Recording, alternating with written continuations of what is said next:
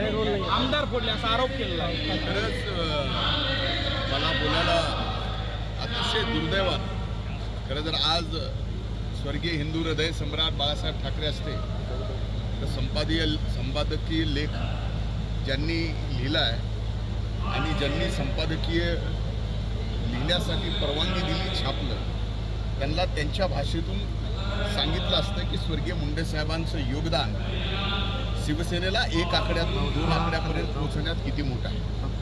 आणि सगळ्यात वाईट माझ्यासारख्याला काय वाटतं तर स्वर्गीय मुंडे साहेब नसताना तुम्ही मुंडे साहेबांना ज्या पद्धतीनं सामना बदनाम करताय ही अतिशय दुर्दैवी गोष्ट आहे। खरं तर युतीचे शिल्पकार म्हणून ज्या 3 लोकांचं नाव घेतलं जायचं त्यात पहिलं नाव हिंदू हृदय सम्राट बाळासाहेब ठाकरे, दुसरं नाव प्रमोदजी महाजन आणि तिसरं नाव स्वर्गीय गोपीनाथरावजी मुंडे साहेबांचं घेतलं जायचं। आणि आज त्या ठिकाणी सामनाच्या संपादकीयतून उद्धव ठाकरेंच्या मुखातून आज स्वर्गीय मुंडे साहेबांची अशा पद्धतीनं बदनामी ते नसताना करणं हे उद्धव ठाकरेंना शोभत नाही। कमीत कमी उद्धव ठाकरेंनी आता संजय राऊतांचा सहवास कमी करावा। सकाळी 9 वाजल्यापासून जे भोंगा आणि रात्री लिखाण जे चाललंय ज्याच्यामुळं शिवसेना जी संपती आहे, स्वर्गीय मुंडे साहेबांनी शिवसेना 1 नंबरहून 2 नंबरला आणली, एका आकड्यातून 2 आकड्यात आणली, पण आता संजय राऊत मात्र ही शिवसेना पूर्णपणानं मातीत घातल्याशिवाय राहणार नाहीत। आणि तेही उद्धव ठाकरेंच्या नेतृत्वाखाली स्वर्गीय मुंडे साहेब नसताना अशा पद्धतीनं बोलणं असताना तुम्ही एकदा तरी असं बोललात, एकदा तरी मुंडे साहेबांवर तुम्ही अशा पद्धतीचा आरोप केलात?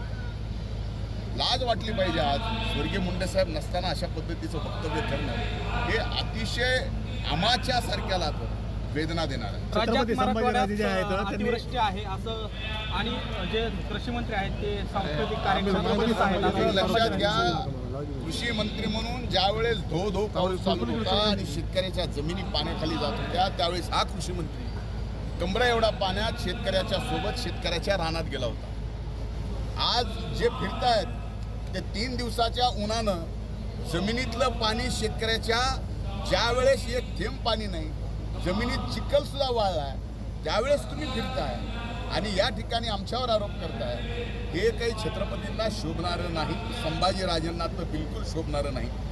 उशिरा का होईना तुम्हाला शेतकऱ्याची आठवण आली। संभाजीराजा तुम्हाला राजे म्हटलं जातं, पण उशिरा आलेलं शांत पण उशिरा का आला असं म्हणता येत नाही। पण रात्रंदिवस हा कृषी मंत्री बांधावर आहे, शेतकऱ्यांच्या अडचणी माहिती आहेत। म्हणूनच भविष्यात येणारी सोयाबीनच्या भावाची अडचण सुद्धा आम्ही या ठिकाणी आज लक्षात आणून 90 दिवस सलग सोयाबीन हे MSPच्या किमतीप्रमाणे केंद्र आणि राज्य सरकार खरेदी करेल याची परवानगी केंद्र आणि राज्याला दिली। एवढंच नाही तर सरसकट आज संभाजीराजे इथं आले, त्यांना सरसकटचा अर्थ कळाला तर उत्तमच आहे। सरसकट शेतकऱ्याचे पंचनामे न करता NDRF SDRF आणि ज्यांनी 1 रुपयाचा विम्याचा लाभ घेतला त्याला 25% अग्रिम देण्याच्या बाबतीत सुद्धा निर्णय घेण्यात आलेला आहे। हे परवाच्या कॅबिनेटमध्येच मी या ठिकाणी सांगितलं। मनोज जरांगे पाटील बीडच्या दौऱ्यावर होते, त्यांनी तुमच्या भेटीबद्दल वक्तव्य केलं की शेतीचे प्रश्न आणि आरक्षणाच्या प्रश्नावर चर्चा झाली। शेतीच्या प्रश्नावरती चर्चा झाली। ज्या दिवशी ते मला बांधावरून फोन करत होते त्यावेळेस मीही बांधावर होतो आणि त्यांनी फोन करणं, मी एक कृषी मंत्री आहे, मी एक संविधानिक पदावर बसलो आहे आणि त्यावेळेस फोनवरती त्यांना माझा फोन लागत नव्हता। त्याच्यानंतर ज्यावेळेस लागला त्यावेळेस आम्ही दोघंही व्यवस्थित नेटवर्कमध्ये नव्हतो। त्यामुळे एकच झालं की शेतकऱ्यांच्या बाबतीत तुम्ही काय मदत जाहीर करणार आहे हे विचारलं तर त्या अगोदरच आपण मदत सरसकट जाहीर करण्याच्या बाबतीमध्ये त्या ठिकाणी